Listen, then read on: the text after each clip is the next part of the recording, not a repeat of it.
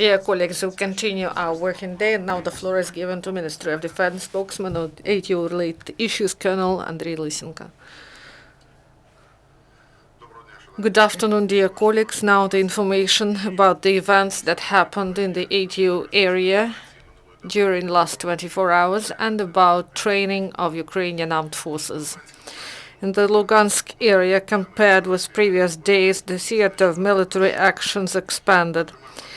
The enemy shelled the region of potential disengagement twice in Stanitsa Luganska, and during the second part of the day they were firing in Zhovte, region of Shastya, that lasted for 4 hours with some breaks. Also, heavy shellings are near Popasna. One of them was mortar shelling, and the enemy launched about 20 mines at our positions. On the whole, during the last 24 hours in the Lugansk area, there were 14 enemy shellings, including one with the use of heavy weapons. The Donetsk area, the military actions were in 2 regions. These are Lugansk village and Avdiivka production area. The shortest shelling lasted for half an hour, and the rest are 1 hour and more.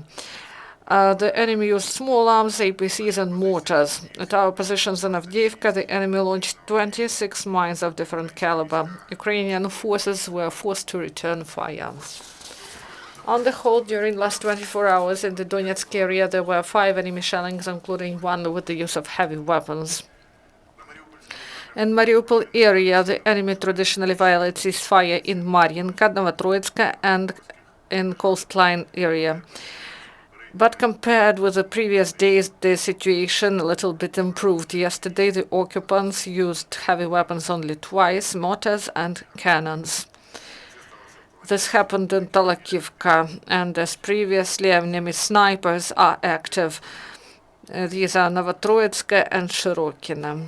On the whole, during the last 24 hours in the Mariupol area, there were 18 enemy shellings.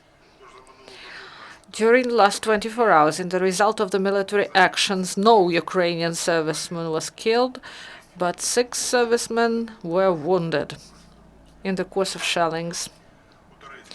In Toretsk, 1 militant surrendered to law enforcers in the framework of SBU program They Wait for You Back Home.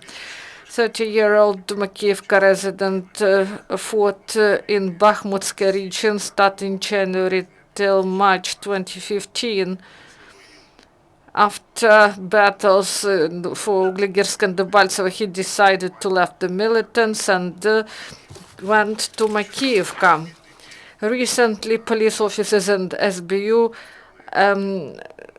helped him and proposed to confess, and he understood that he cannot avoid criminal responsibility, and the man surrendered to police.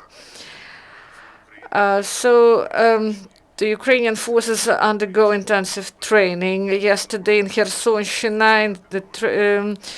the sappers were trained how to stop enemy tanks. They were trained how to set anti-tank minefields. This is the key for success to repel the attacks of the enemy. At the same time, Ukrainian land troops study the leading methods of carrying out peacekeeping operations provided by NATO instructors from Great Britain with great experience in peacekeeping operations in Afghanistan and Iraq, share their experience in the framework of the course for instructors of multinational forces in the military base in Czech Republic.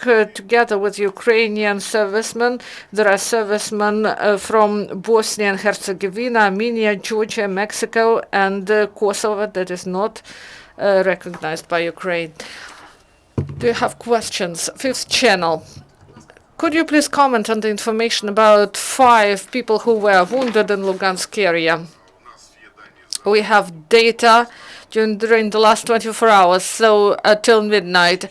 6 wounded, 4 were wounded in the course of shelling in Zhovte, and 2 in Avdiivka production area. Do you have other questions? If no, thank you. This is the end of press briefing. Шановні колеги, наступна